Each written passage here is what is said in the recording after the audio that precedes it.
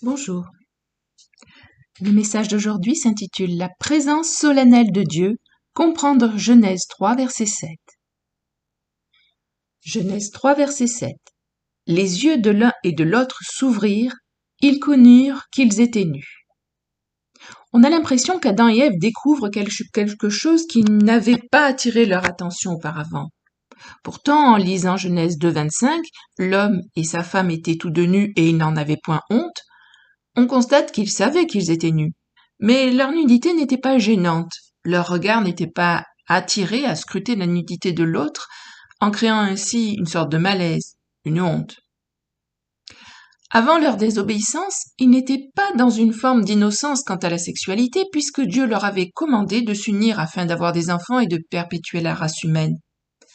Genèse 1, verset 28. Dieu les bénit et Dieu leur dit « Soyez féconds, multipliez, remplissez la terre ». Et Genèse 2, verset 24, c'est pourquoi l'homme quittera son père et sa mère et s'attachera à sa femme, et ils deviendront une seule chair. Comment comprendre tout cela? Quel était l'état réel d'Adam et Ève en Éden avant la chute? Je crois qu'à nouveau, la Bible explique la Bible. Hébreux chapitre 9 fait le point sur l'activité du souverain sacrificateur lors du Yom Kippour, le jour de la fête des expiations, appelé aussi jour du grand pardon. Il s'agit d'un jour spécial de l'année juive, le seul de l'année où le souverain sacrificateur est autorisé à entrer dans le Saint des Saints, là où se trouve l'arche d'alliance sur laquelle siège la présence de l'Éternel. Il doit y porter le sang du sacrifice afin de faire l'expiation pour tout le peuple et pour lui-même. Toute son intervention ce jour-là est extrêmement précise et codifiée, car il s'agit d'un moment solennel. Le plus grand sérieux et la plus stricte obéissance sont requis afin que tout se déroule sans danger pour lui. En effet, la moindre erreur peut lui coûter la vie, car on n'entre pas dans la présence de Dieu avec désinvolture, au risque de déclencher la colère du roi de la terre et des cieux. Or Dieu n'a pas fait placer le mobilier du tabernacle au hasard, mais comme toujours avec l'intelligence de son immense sagesse.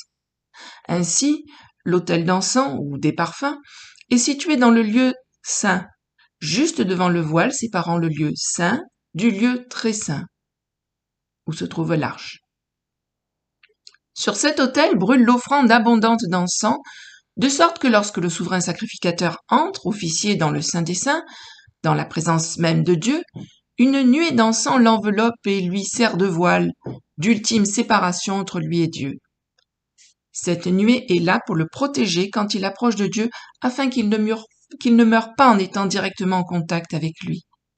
Elle rappelle tout le solennel d'entrer dans la présence divine et combien l'homme pécheur ne peut y accéder que par la grâce de Dieu et sous ses conditions. Depuis, Christ est venu accomplir l'œuvre du salut en donnant sa vie à la croix et le voile du temple s'est déchiré, montrant que Dieu nous ouvre un libre accès à lui par la foi en Christ, en ayant payé le prix de nos péchés.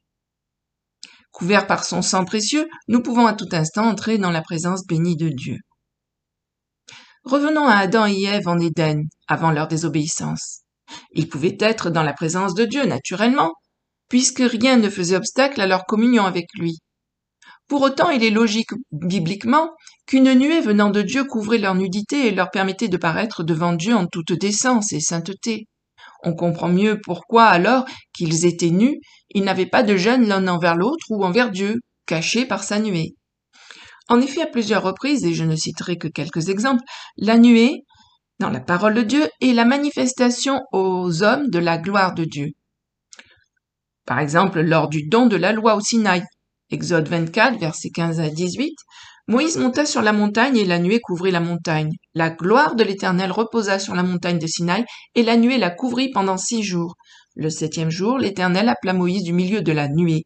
L'aspect de la gloire de l'Éternel était comme un feu dévorant sur le sommet de la montagne aux yeux des enfants d'Israël. Moïse entra au milieu de la nuée, et il monta sur la montagne. Moïse demeura sur la montagne 40 jours et 40 nuits. Un autre exemple, lors de la dédicace du temple de Salomon. 1 Roi 8, versets 10 et 11, au moment où les sacrificateurs sortirent du lieu saint, la nuée remplit la maison de l'Éternel. Les sacrificateurs ne purent pas y rester pour faire le service à cause de la nuée, car la gloire de l'Éternel remplissait la maison de l'Éternel. Autre exemple encore, lors de la transfiguration de Jésus, en Luc 9, versets 28 à 36. Environ 8 jours après qu'il eut dit ces paroles, Jésus prit avec lui Pierre, Jean et Jacques, et il monta sur la montagne pour prier. Pendant qu'il priait, l'aspect de son visage changea, et son vêtement devint d'une éclatante blancheur. Et voici, 2 hommes s'entretenaient avec lui, c'étaient Moïse et Élie qui, apparaissant dans la gloire, parlaient de son départ qu'il allait accomplir à Jérusalem. Pierre et ses compagnons, étant appesantis par le sommeil, mais s'étant tenus éveillés, ils virent la gloire de Jésus et les 2 hommes qui étaient avec lui. Au moment où ces hommes se séparaient de Jésus, Pierre lui dit « Maître, il est bon que nous soyons ici. Dressons 3 tentes, une pour toi, une pour Moïse et une pour Élie. » Il ne savait ce qu'il disait. Comme il parlait ainsi, une nuée vint les couvrir, et les disciples furent saisis de frayeur en les voyant entrer dans la nuée. Et de la nuée sortit une voix qui dit « Celui-ci est mon fils élu, écoutez-le. » Quand la voix se fit entendre, Jésus se trouva seul. Les disciples gardèrent le silence et ils ne racontèrent à personne en ce temps-là rien de ce qu'ils avaient vu. Et enfin, lors de l'apparition de Christ pour exercer le jugement sur la terre, Apocalypse 14, verset 14, « Je regardai, voici, il y avait une nuée blanche, et sur la nuée était assis quelqu'un qui ressemblait à un fils d'homme, ayant sur sa tête une couronne d'or et dans sa main une faucille tranchante. » Cependant, lorsqu'Adam et Ève désobéirent à Dieu, la nuée de sa gloire disparut, ne les protégeant plus. Ils ont alors porté un regard nouveau l'un sur l'autre, et leur nudité leur est apparue crûment, d'où leur gêne. En même temps, ils ont réalisé leur état de culpabilité devant Dieu. Ils venaient de trahir leur Créateur et donc de rompre leur communion de confiance et d'amour avec lui. À présent, ils étaient nus et découverts, comme l'exprime si bien Hébreux 4, verset 13. « Nulle créature n'est cachée devant lui, mais tout est à nu et à découvert aux yeux de celui à qui nous devons rendre compte. » Quelque chose a changé, s'est brisé, a été souillé, et Adam et Ève se sont cachés, car ils sentaient bien qu'ils ne pouvaient rien faire par leurs propres moyens pour y remédier. Et en effet, aucune œuvre humaine, aucune feuille de figuier ne peut cacher leur nudité, car elle ne couvre que leur corps, pas leur faute, pas la perte de leur communion avec Dieu, la perte de sa présence glorieuse matérialisée par sa nuée protectrice. Dieu vint alors leur procurer une couverture de vêtements de peau d'animaux préfigurant le sacrifice de Christ pour couvrir nos péchés et redonner aux hommes pécheurs accès à la présence glorieuse et bénie de Dieu. La honte de la nudité est un bon réflexe, une posture saine, car elle est la marque de la conscience de l'état de pécheur. Elle nous rappelle la faute de nos premiers ancêtres et la perte de la communion avec Dieu qu'entraîne le péché. Christ a rétabli la possibilité de notre communion avec Dieu, mais tant que nous serons dans nos corps terrestres, nos corps tirés de la poussière de la terre, nous serons dans un état d'imperfection, capables de pécher à tout instant. Nous avons le salut, mais l'œuvre de notre sanctification n'est pas achevée, et ne le sera que lorsque nous aurons reçu nos corps de résurrection, nos corps célestes faits à son image et sans péché. Nous aurons alors quitté notre ADN adamique souillé par la faute d'Adam et transmis jusqu'à nous, pour une nature sainte et glorieuse nous permettant de nous présenter devant le trône céleste. Romains 8, 23. Et ce n'est pas elle seulement, mais nous aussi qui avons les prémices de l'Esprit, nous aussi nous soupirons nous-mêmes en attendant l'adoption, la rédemption de notre corps.